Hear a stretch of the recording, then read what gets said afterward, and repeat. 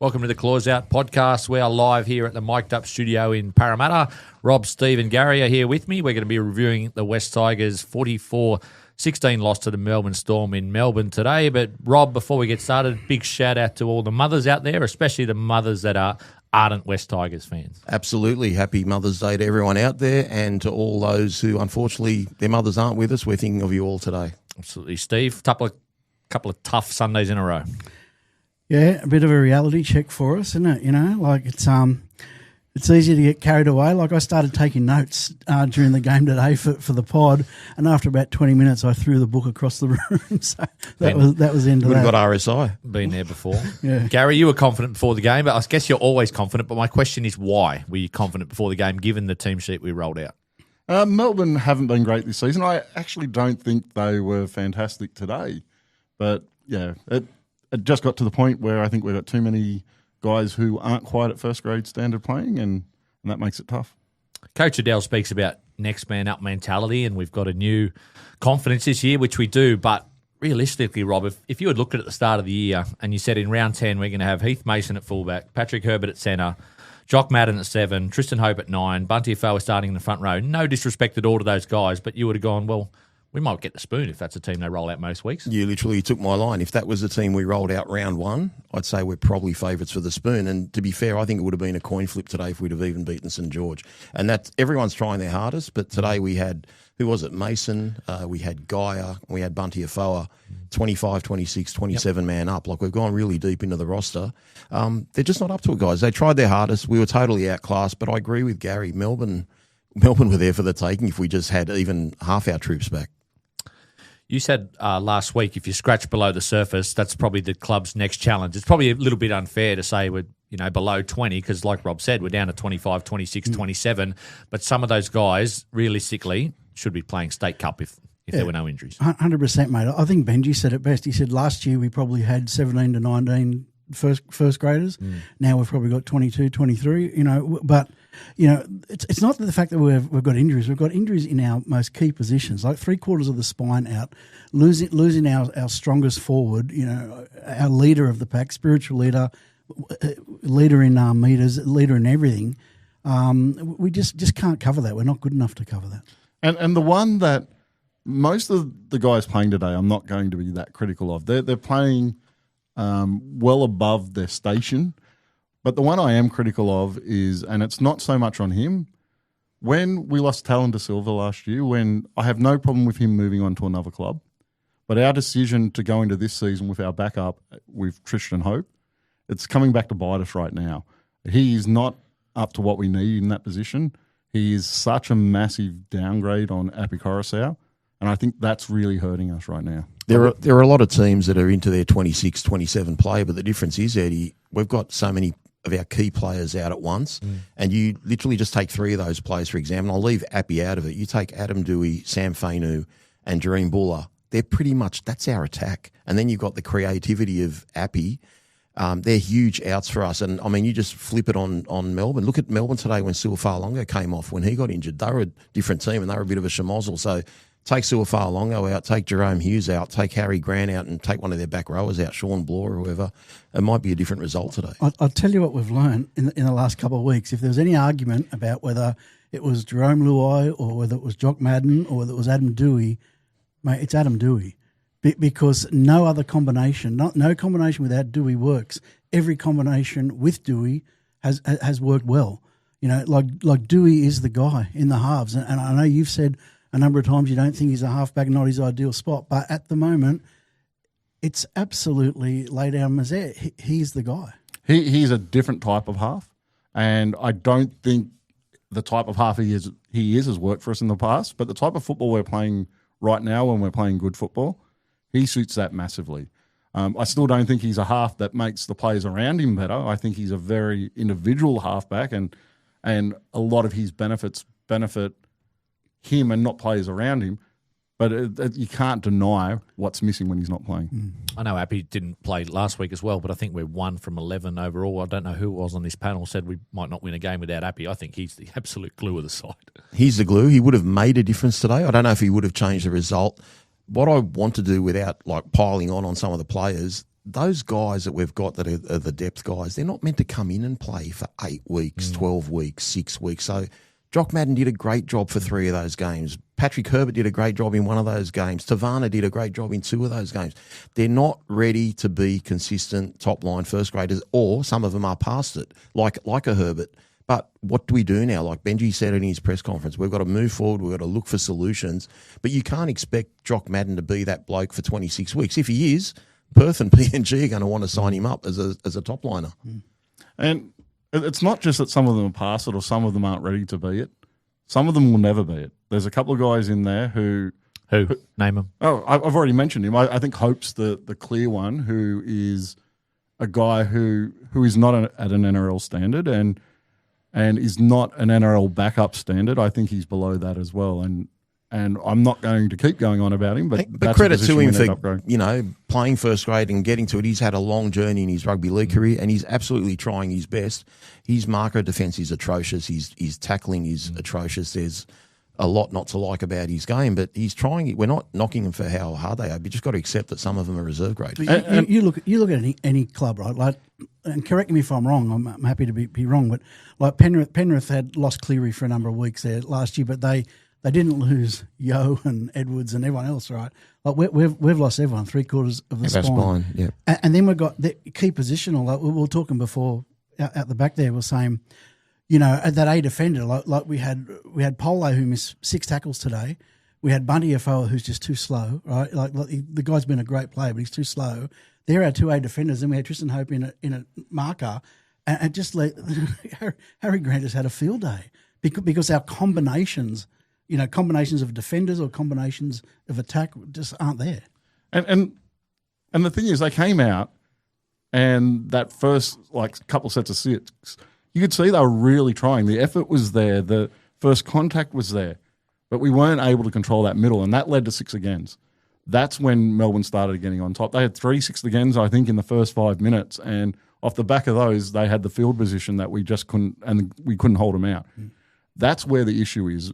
The effort's there, but the ability to control the ruck for even 1, 2 sets of 6 just isn't there, and we give away 6 again. After the first set that we had the ball, they had the ball for 10 minutes in a row. We didn't get the ball back till the 12th minute mark. It's incredible. And that first 6th again they got, so on their first set of 6 tackle was on the last tackle. We'd actually defended really well, kept them down in the 40, and then we gave up that 6 again, which allowed them to roll down the field with another set of 6. But see, where does the focus have to be from a coaching perspective? Like, this is a big one to ask Adel, I reckon. Yep, I'll do it. Like when we got that first 15 minutes and they've just got the tremendous momentum around the field because of 6 agains, where does Benji's focus go this week? Does it go on cutting out the errors that you don't even know you're committing in the 6 again because it just happens so fast?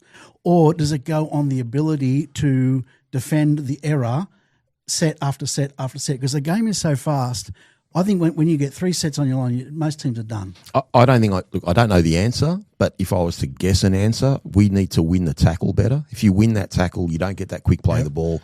Your Harry Grants of the world and your Brayley, who looked bloody ordinary yesterday, by the way. It just shows you when you're playing on the front foot how different a hooker can be. That's the difference. I think you just got to control the ruck. We couldn't defend anything today. Those first couple of sets, we were winning that first contact. It was obviously a key strategy for us this week to improve that first contact. The players went out there and they were trying to implement that, but they still couldn't control the ruck. They still lost control of the ruck, which gave the 6 agains. You know what I reckon it was, mate? I reckon the difference is because I looked at the stats in the game and I was quite surprised. It was all pretty even right through, right? But what it was, the Storm, they weren't great. They're not what they were, but they were clinical today. They were clinical. They were pinpoint. We weren't, and that in that first 15 minutes. That really hurt us. It's that first 15 minutes that really hurt us today because I don't think the Storm were that clinical after it. There's some very untypical kick errors from their wingers, stuff you don't see the Storm do. So I think that first 15 minutes they did a really good job of getting control of the game and getting themselves to a position where the game was probably out of our reach after 15 minutes.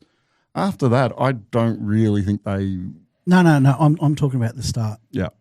I'll come back to individual performances and just an overall takeaway from the game. But, Rob, season expectations, because I know they change week to week, of course, with new evidence and injuries and stuff. But, Junior was very bullish. We're a top 4 side at our best. But, like, we're not the only club. Maybe we are the only club to have this much of our spine out. But teams like Brisbane, Parramatta, Newcastle have been absolutely decimated, and we've played some of those sides when they're decimated. Does this prove the fact that we are actually just a mid-table roster? And if we get injuries, we fall off a cliff? If you want to talk about the roster, maybe. If you're talking about where our top 20 or 21 should be, no, I still think we're a top 4 team. I'll use Adel's words. We could lose 5 in a row, get our players back, and then win 6 in a row. It's how you lose, though. It's how you lose. I know. We joke around about glass half empty. If I told you before our first game of the year, we're missing Buller, Makassini, Dewey, Terrell May, Appy Coruscant, Samuel Afenu, what would you say?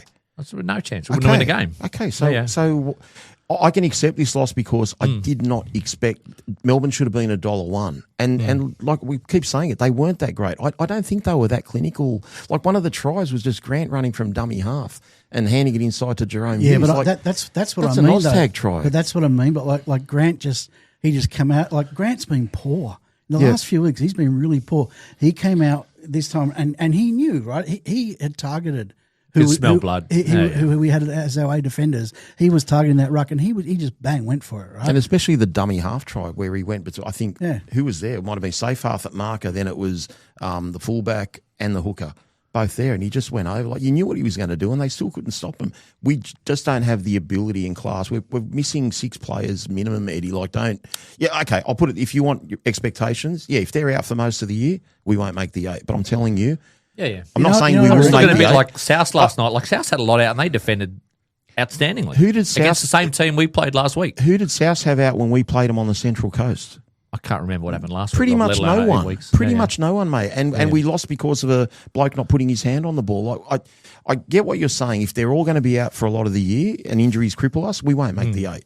But if we just get a decent run and stay close enough till we're back to close to full strength, I think we can make a run for the 8.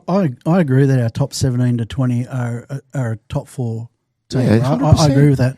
But I reckon you could say that there's probably 8 or 9 teams in the comp that have a similar situation where they're, if at their best they're a top 4 potential. And then what it comes down to is injuries, how long your injuries go for, suspensions, that sort of thing. Bit of luck. Yeah, but what a lot of that comes down to as well, though, is you have to remember where our roster was 2 years ago. We were a wooden spoon team across the board with our starters. So you compare us to a side like South who performed quite poorly last year when they had injuries, but they still had a very strong team. They've had years to build up their roster and their depth. We're in the process of building up that depth. I think we've done a really good job with that top squad. I agree. I think that top squad has every potential to make the top 4 if it stays fit. But what's below them, because of where we're coming from, where we're rebuilding from, a 3-time wooden spoon side, the depth just isn't there yet. But that is something this club really needs to focus on improving. A little bit more just on that first 20 minutes. I don't really want to focus on the referee, although I would have asked Junior a few questions, but he's a tool, that referee. Like he just smacks like he's got a massive ego. Like, am I seeing it wrong? I just hate him. I think the part with the massive ego is when the ball hit him in the midriff in the second half, didn't happen, and he didn't want to say that was a changeover in our ball. Like he just wanted to deny that the ball hit him. Look, he's always been an arrogant referee. Look, I'm going to try and be objective here. If Adam G was one way towards us today, we might not have won. That's how poor a side we fielded. I don't want anyone to be unhappy about that game. We just got to. I said we get a few bumps. This is a smash. This is like what Cyclone. In what do you call it? What was the movie where the freaking road comes out of the thing? Like you go down a hole if you drive in it. Can I bring up something about Adam G before we go off it? Right, that penalty with Latu and Harry Grant. Right now, if you have a look at after that, Harry Grant's talking to him. It's like they're having high tea in the city, right? It's such a beautiful conversation. Then our captain comes up, Jerome Luai, and he just basically says, "This is what's happening. I'm not talking to you. Go away." No respect. Like the difference in the way he spoke, and I'm not one of these guys that says refs cheat and there's agendas, but I do believe there are subconscious biases go on, and Harry Grant's one of those blokes that gets away with murder. He was the idiot that gave Robert Toyer a try the other night when he was video referee as well. He's had a shocking weekend. Ridiculous. I'm not anyone who's watched pods or listened to pods I've been on over the years, I'm not someone who will sit here and bag referees. What I will say about Adam G is there is a need for him to get involved in the game really early. So you'll see today 3 6 agains in the opening 5 minutes. And he does that week after week. I think there was a game last week or last the week he did 6 before. in the first 7 minutes. He gave the Roosters against the Broncos 6 in the first 7 minutes, and at one stage it was 11-6 against to 3 in the first 25, 30 minutes. And that's having an impact on games. And you're right, Rob. Even if he was one way our way today, we probably don't win that game. But what that start does today is it doesn't give us a chance in that Correct. game. But the referee's having more and more impact, because I've made this point before on the pod. When they weren't giving 6 agains and it had to be blown a penalty, often they would let it go, right? And they might give you a warning on the run, all right? And then if you continue it, you get penalised, right? Now they just go bang straight away. And it's when you get that 6 again. Like if you get a tackle 1, it doesn't matter. You get a tackle 5, that makes a huge difference. And there's no accountability around that. There's no accountability around – they now count the 6 agains, which they didn't for a long time, but they do now count them. But there's no accountability about what it's adding to the tackle count. I've always said I think it should be a number of tackles added to your set regardless of when it's blown. I think you add 3 to the set or you add 4 to the set, and instead of just starting the set again from whenever it is.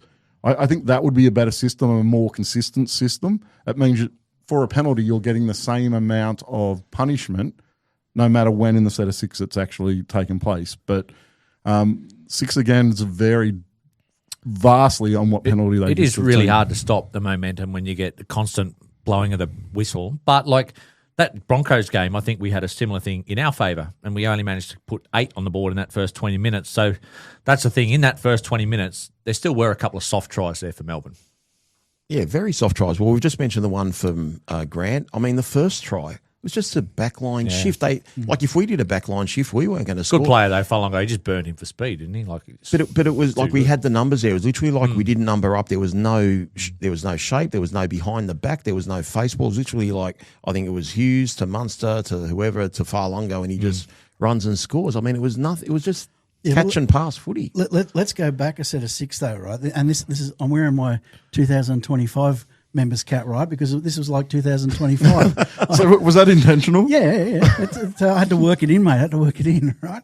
I stand there for 15 minutes working out which cap I'm going to wear. So what? Anyway. In front of the mirror at home, working out what you're going to wear for the show? Pretty much. My point, I've forgotten. My point is, right, those tries came off the back of errors, whether it's 6 again or drop ball. I don't think it was drop ball. 6 again or penalties, and we couldn't defend the error. That is just so typical, the DNA of the old Tigers. And I know it's almost impossible to, which is why I asked that question before. I said, well, what do you focus on, minimising the error or defending the error? I don't know which. Maybe it's both. I don't know. Do you think it's going back to DNA, or do you think it's the ability of the players that were actually on the field today? Oh, yeah, that. The second. That. The second, without a doubt. Yeah, DNA was the wrong word, but yeah. You look at the stats, Rob, and this probably backs up the fact that there is a slightly different mentality this year, and Benji's talked about standards. But in the past, if you saw Melbourne Storm had 48 sets to our 34, and Tigers actually completed at 91%. Like if we were down 20-0 after 14 minutes last year, they would have won 64-0 like they won last year. I think you predicted that during the game. Yeah. I think there was a 50. I predict lots of things during the game, and half of them were right, by the way. Not that one, but do you want to go down that path or not? I Start won't get predicting distracted on by that it. Wednesday. But Rob, I forgot what my question. But the middle 50 minutes after the 20th minute till about the 70th minute, I know it's slim pickings, but we won that period 16-12. Is that so? We got a slightly different mentality this year. We didn't throw the towel in. I just put it down to personnel and lack of class. If you've got the better players there, you can defend, you can be more resilient. I actually thought there were some sets last week against Cronulla that we did defend our try line. So it's not for want of trying, it's just for lack of class, lack of understanding. I know a lot of people say, oh, there's a bunch of new players there. They don't know each other. To be fair, half of them are in the New South Wales Cup side. They should know each other quite well. I'll tell you where it was it here? There was midway through the first half when it was at 24.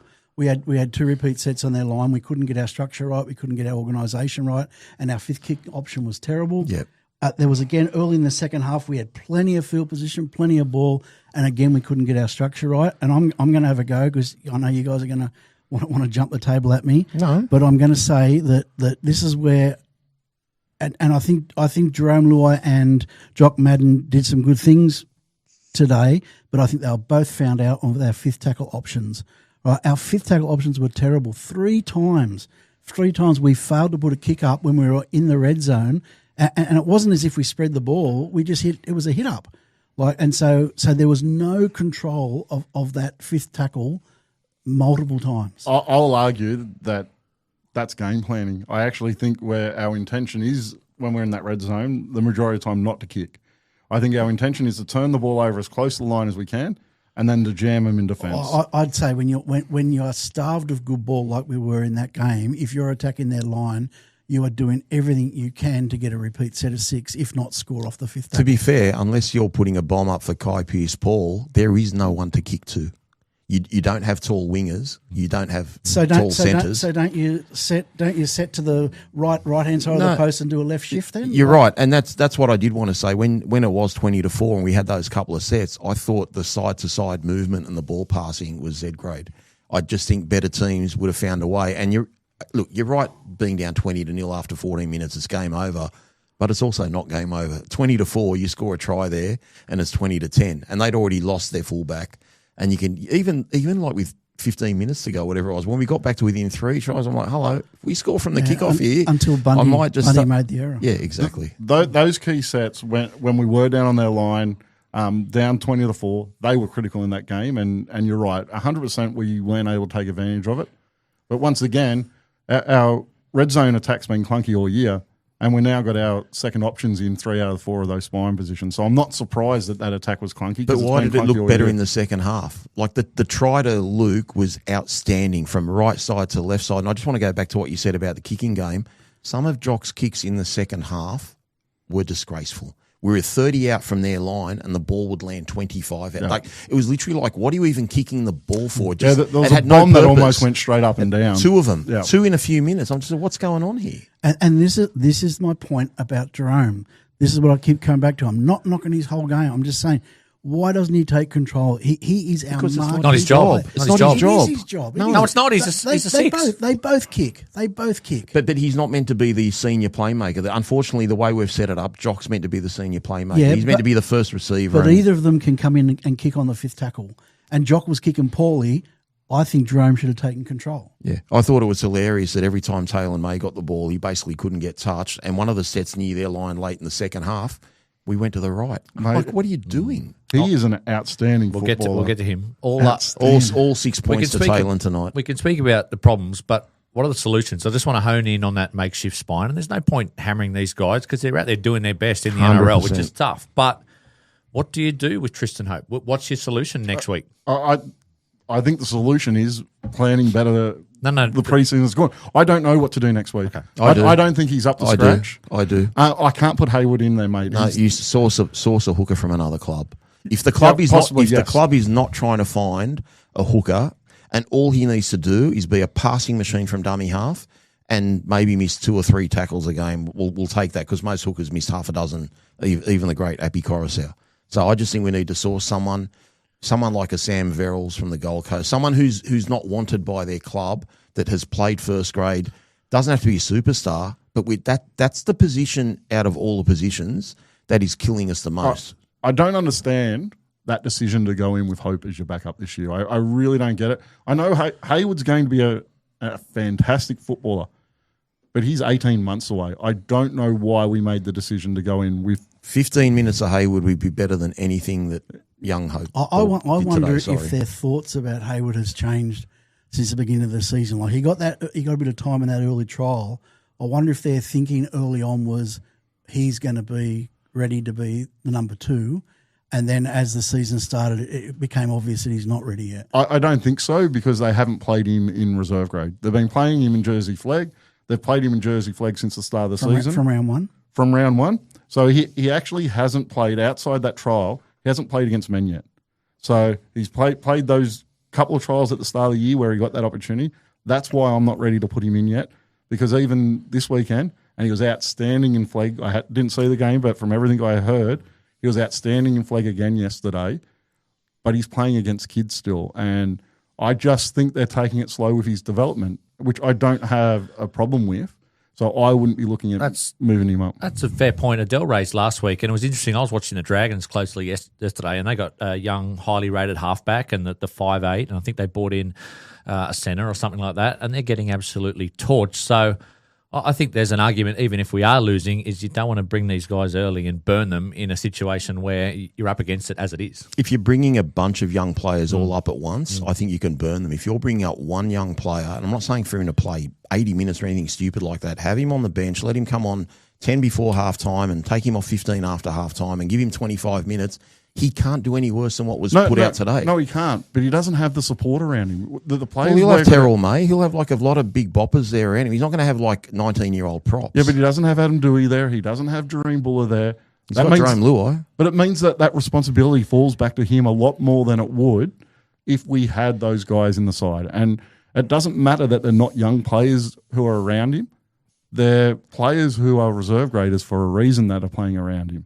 And I don't think it really makes a difference that he's not playing with a young guy when he's just playing with a guy. My argument would be we're going to lose every game otherwise. Okay, the first point of contact we have to fix is the hooker. So if we've got nothing to lose and we can give him some experience and he knows what he needs to do, what he needs to work on, who knows? There's been other 18 and 19-year-olds that have killed it. We've seen a couple this weekend. You know, they played really well. Like I know Walsh has played against men before for Manly, but just we do have something to lose though. What? If you've got a plan for his development and you're going to damage that plan by playing him, then you don't do it. How do you damage his development? Is he going to break an arm or a leg? Mate, he hasn't played against men. He has. Two trial games where he played a bit of time. He didn't play the full game. I'm not saying for him to play a full game. I'm just saying have him on the bench, give him a taste. If you need a spark from dummy half, if you need something, he played against the Butcher brothers, he played against Siwa Wong there. They're all in first grade for the Roosters now. I'm just saying what other solution do you have unless you go outside the club? You go and find someone else. And you go into the season with someone else in mind. There is one young player, Steve, that I think has to start because he's on $500,000 a year. He's been highly touted for a long time. And I think Jock Madden's done an outstanding job. He's done the job he was meant to do as a backup half. But I look at that combination, and I know it's only one game sample size of Jerome and Jock. I just don't think it works. I think it's got to be Latu and Jerome. Yeah, I think so. I think next week we need to pick Latu at 7. I think there's a little bit to it, though. Like, I think losing Appy has really impacted Jock Madden's impact because we are not getting that dominance through the middle that we get when Appy plays through our forward pack. So that's harder for our 6 and 7, obviously. But Ladu's been coming on. He's been coming on at 9. Then he'll come on and he'll play like a second receiver, play lock for a little bit, and he hasn't had much impact as he's like bits of this, bits of that. So maybe it is time to give him the 7 and go for it. But can I also say, sorry, man, you're right. Can I also say that that is tough on Jock because he up until now he's done pretty well. Well, in regards to that, one thing I would consider if you are looking at playing Latu in that halfback role is giving Jock time at hooker. Like I think he's service and just tell him you're looking for someone who can just pass from the ground. That's it. That's so the answer. You put him into that role. Tell him that all you're doing is providing good service to your forwards. Get them because he is good at getting the ball out in front of people. Get the ball out in front of them. Get us on our front foot, and that's your role. I'd do that would work. That's what I would do. I reckon that's nailed it. Because I'm thinking who can go into 9? Who could play that role? I think Jock could play 9. We can get him kicking out of dummy half as well. And you put Ladu at 7. I reckon that's what we do. I'd be a little bit concerned around his defence in the middle. Thank you. But sometimes a guy who is struggling worse the right today. Worse than what we saw today. But sometimes a guy who is struggling on decision making, with a little bit of support from his forwards around him, maybe he'd be okay. I don't know. Well, his decision making was really poor in Munster's last try today. Correct. He left such a wide hole. He just overcommitted to a nothing ball. I don't want to crucify him, Jock, because he's been great, but so many passes were just going behind blokes or slightly out. I just think Latu, he's been brought to the club and he was meant to be ahead of Galvin, and Galvin shot the lights out and Galvin surpassed him, but now Dewey's out. Like, surely it's just his time. Give him. This comes back to what Steve said. I think Jock Madden is meant to be that primary receiver and meant to be the main kicker, but I actually think Steve's right. Maybe Luai needs to take a little bit more of a role here.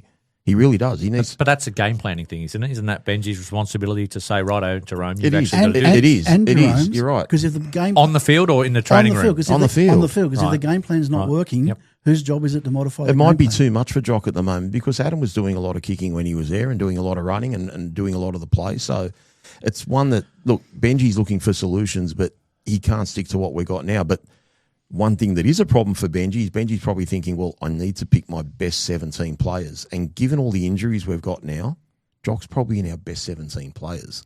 So do you actually drop him totally? Like it's a I'll hard probably one. move him the hooker now. Yeah, I reckon Starting hooker or bench hooker? No, starting. I think starting, but he can't play 80. He's not going to cope with 35 tackles in the middle, mate. He can tackle, but you know what's got to happen with it though? Like bring him into 9, and which defensively weakens us, but bring Sione from the edge back into the middle to tighten us up defensively around the middle, and put Suka out on the left edge. Yeah, Suka should be on the left edge. Heath Mason, tried his arse off, had a great try involvement, lovely cut-out pass there for a try, 135 run metres, but defensively probably got found out and under the high ball a couple of times. I agree, but look, the high ball is a more important thing. The defensively, that's the players in front of him that'll let someone through that he's got to make that tackle. And he missed a tackle today in the second half, but he actually did enough to stop him and trip the bloke over.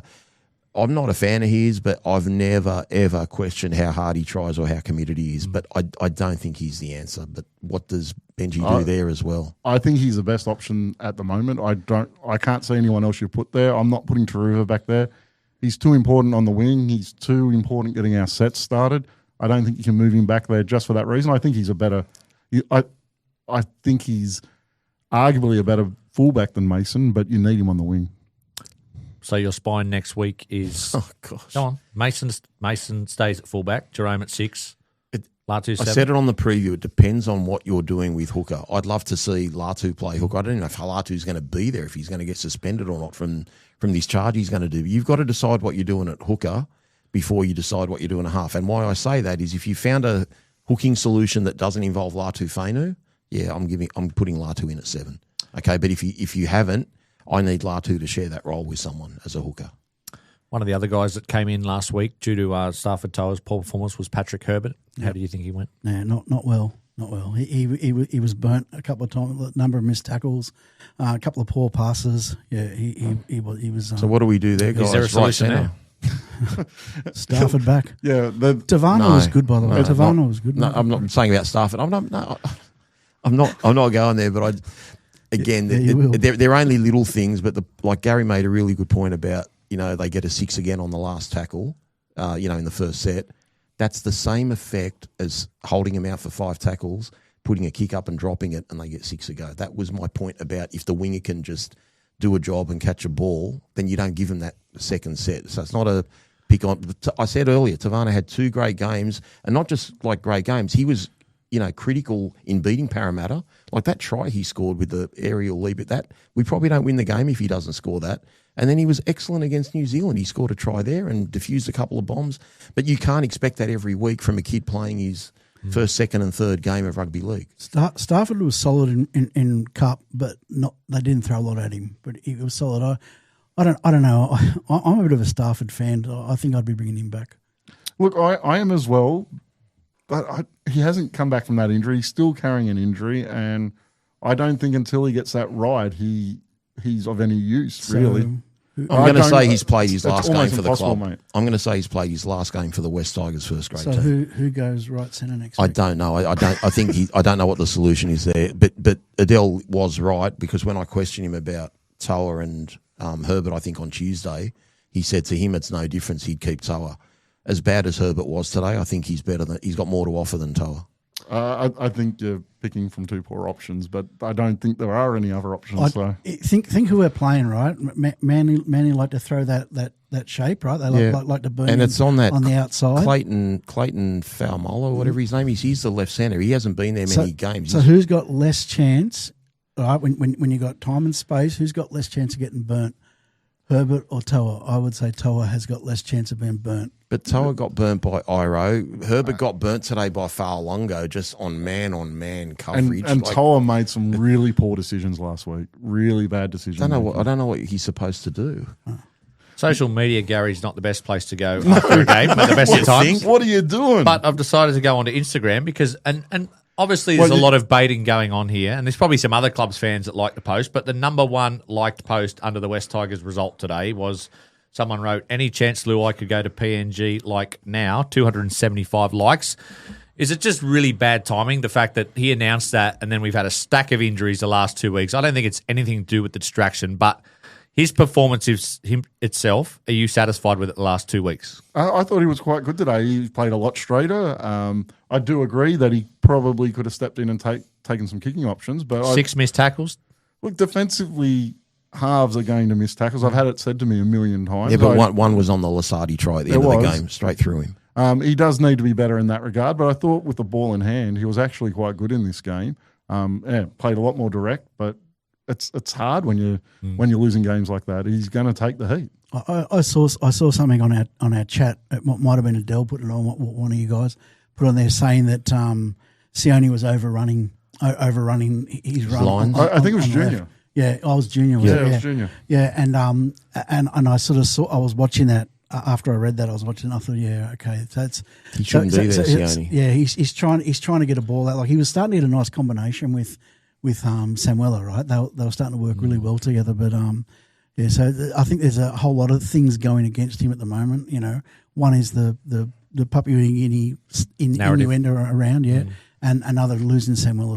That's not easy for him. Other than the missed tackle, I thought his second half was a lot better today, and some of that backline movement looked a lot crisper. Again, it's just maybe me overreading things a little bit too much. I found his last 2 press conferences, just the body language and the head down and the cap over the face. I just not feeling the happy-go-lucky, I'm the man sort of vibe that he normally carries. So maybe he's just going through a bit of a lull and realising, you know what, things are going to change soon. But once he snaps out of it, I mean, he'll come back to his best. But put it this way, anyone saying that what we saw from Madden today in a lot of instances was really poor. What are you going to do? Like, if you take Luai out of that side today, No one's suggesting. I'm not suggesting that at all. Well, they're suggesting he go to Papua New Guinea now. So you take him out of that side throwaway today. stuff, but I'm just saying people are not happy with the way he's playing. Yeah, I don't know what your other option is though. If you don't want him in the team, You can't take much logic out of social media, but there is the point that Papua New Guinea aren't playing a game for another year and a half. They might need to take that into consideration about going to Papua New Guinea. I actually thought Eddie was going to suggest Benji go there to find who we can play at hooker. I think Benji should go to Fiji for a week and get away from this. I reckon he could be finding it hard to look down the camera and agree. say, team first, I'm all in, I'm the leader of this team, because I think he might be a little bit temperamental with what he might get back on social media. And I'm not saying it's right. In fact, I'll say it's not right, right? The crap he's copping is not right. I'm the first one to say I don't think he's ever been the marquee player on the field that we want him to be for 1.2 million, right?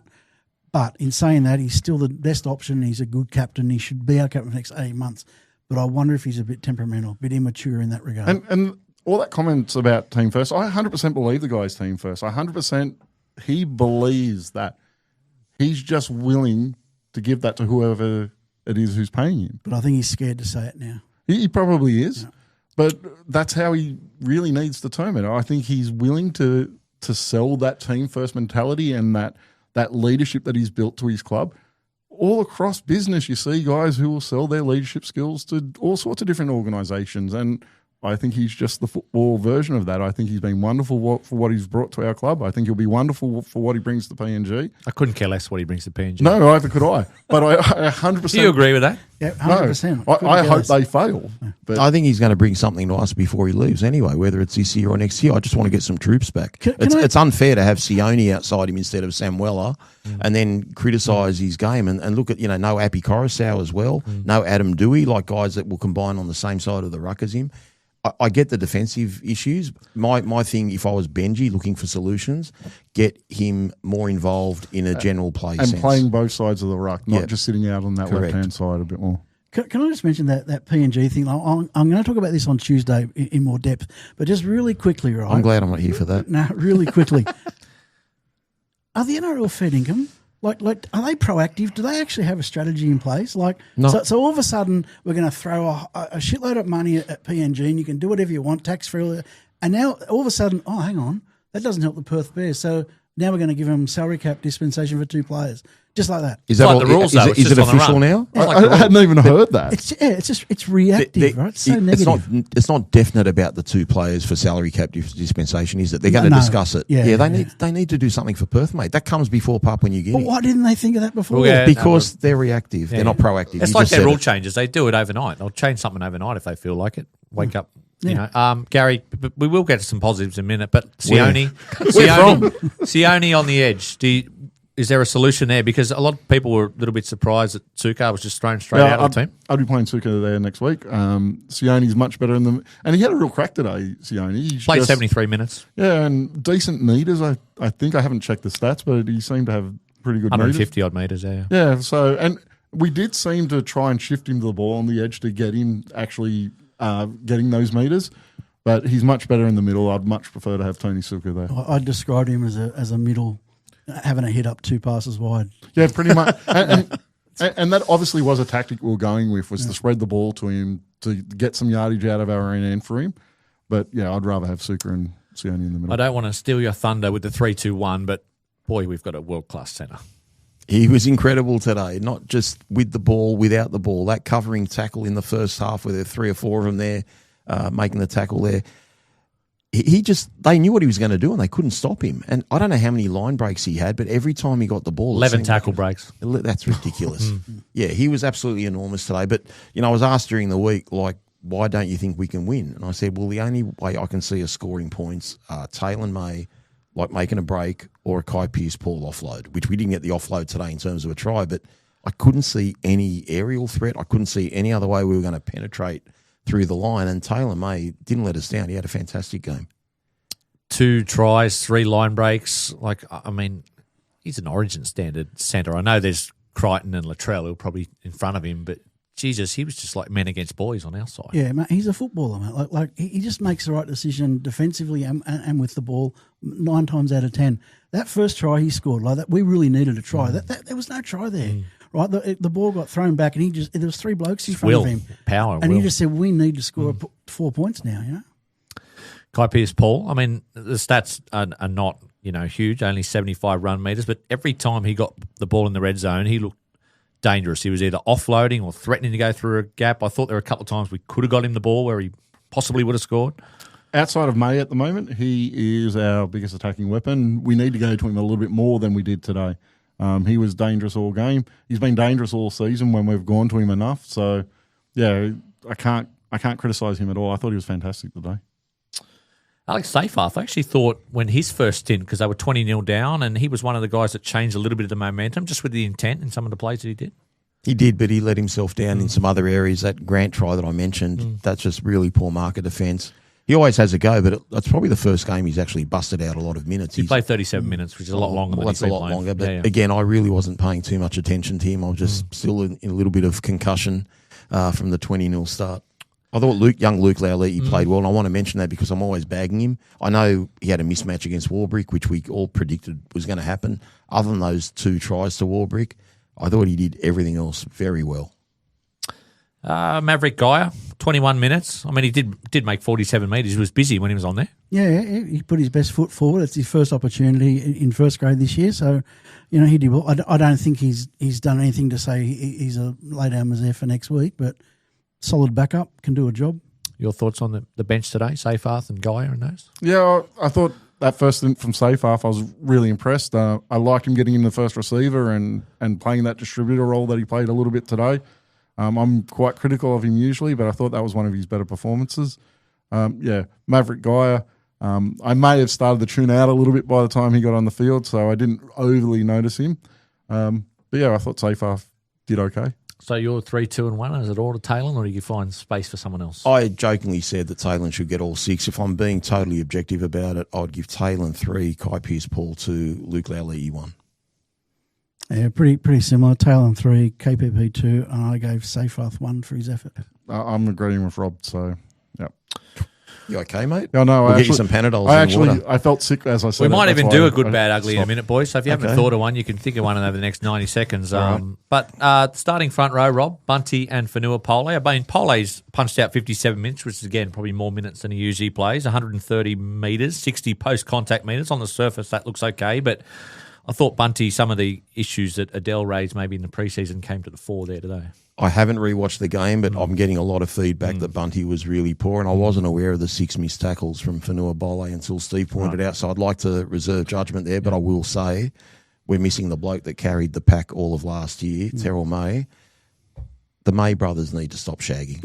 Okay, sorry, guys. Come on, 2 in 1 week. Boys, give it a rest. Let the ladies have a a day off or It's something. only, 5 minutes once every 9 months. Yeah, like should it time should it all our players need to know the women have to give birth on a Wednesday, okay? Just nowhere near game day, please. Did you say he called the kid's going to be called Storm? Or was that I said he should call his kid Storm just It'll as be a joke. something. It'll be something out there, Mate, it's 100. What is it? 108 points in 2 months. I love their podcast, by the way, the May Boys podcast. Great podcast. So, like if you've seen the quiz, there are some funky answers in that, but it's highly entertaining.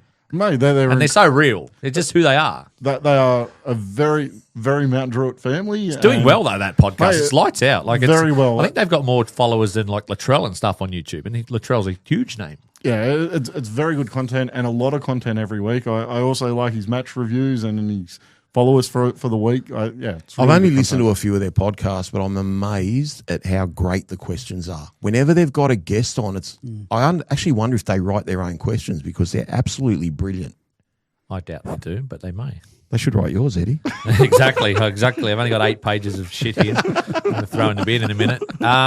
Do you have a good, bad, ugly, or a bad and an ugly from today, Steve? Why don't we do Like a Tiger first, mate? Can I steal your show? Oh, yeah, I did do Like a Tiger. We didn't Sorry do about like that. go with Like a Tiger because we'll prepare for that. No, but my Like a Tiger's a reverse. So you're trying to throw us into some positivity. Yeah, I'm yeah. going to take us back down the knee. Okay. I'm going to say our Like a Tiger moment was how we played like the old Tigers of not defending errors. And that's all I could think of. And that's why you wore your hat. That's That's like a why I'm pussycat.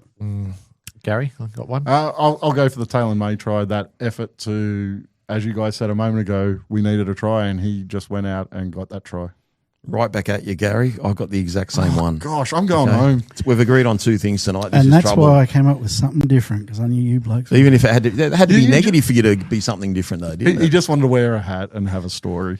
Do we have a bad or an ugly, boys, before we move on? Or we said enough ugly or bad for tonight, I think. Yeah, I'll tell you what the ugly is for me, right? And I don't know if I'm being too tough here, but you would have thought the Storm have had 7 losses. They've been playing busted. You would have thought the message all week would have been start well, start well, start well. Because if you just if we could get on top of them and run down the field like we have been all year, all of a sudden their head starts to drop and we get ahead in the game, right? And we just didn't turn up in that. You know, No, we did it, but it only lasted our first set and then their first 5 tackles, and it disappeared. yeah. That is sort of the concern, Rob. I mean, just looking forward again, because the Sharks, I agreed with you last week, they weren't great. And I didn't think They weren't great. I don't think the Storm would have beaten about 10 or 11 sides today. Agreed. Next week we have Manly, who are red hot at the moment. I think they've won 5 of their last 6. Then we get a bye, which is much needed. Then we get Canterbury. I think that's the pivotal game going forward. I've almost written off Manly because no one's coming back next week. So you just rest all our players next week? No more injuries. I know you can't do that, Gary, but it's like I just think that Canterbury game looms so large over the season now because you go into a bye. I think we're going to be 5-5 the way Manly are going. I hope we don't break Canterbury's what might be by then 7-game losing streak. I know when they played Penrith, that was their last win. They've lost a few in a row. Yeah. They might be on a 5 or a 6 or 7-game losing streak. Look, I'm going to sum up your good, bad, and ugly. The good is there are players getting opportunity. Okay, so that's one thing. The bad is some of them aren't up to it. And the ugly is just not just for the players, but for us as fans. The ugly is our short-term prognosis. Okay, we've just got to be realists about it. Like, sure, we're going to support the team and hope they do well every week. But if we don't get some troops back, I don't expect a different result. If we can't beat the Melbourne Storm, who came off 7 losses in a row, and I didn't expect to, then who do you beat? So it's just hard to – it's back to the dark old days of like we're going to go into a game, you know, that we might not be able to win. But you know what? There's enough there if we can find a solution at hooker. Terrell's back next week. Kai Pearce-Paul doesn't get suspended, hopefully. Find a place for Latu in the team. Sort out the left edge and the right centre. I don't know. So I have a question for you, Rob. Like, you're worried about the next couple of weeks. Say we have a really bad next couple of weeks. But I'm And expecting then- a bad next week. Yeah, so you're Okay. expecting a bad couple of weeks. yeah. We get a couple of players start coming back. Where's your confidence sitting after the next couple of weeks being poor?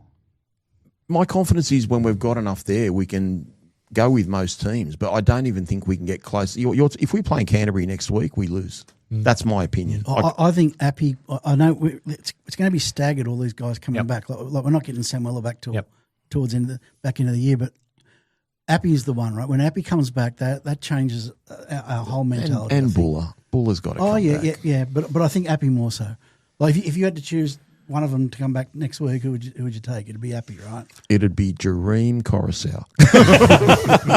I want them both back. Is that and I don't want to tell any fans what to think because I think any West Tigers fan should be able to think whatever you they try to want. tell me all the time what to think. I know, but that's Okay, different. the logic is Appy plays 80 minutes and he's all class. He's the best hooker in the world as far as I'm concerned. So that also affects your rotation. You don't have to use 2 players for hooker. You get one more rotation on the bench for your forwards, so your forwards can be a bit more aggressive and front load a game. So, and he's our captain. And he drives line speed. You're just going to say, he drives says line every speed. week he sets our line speed.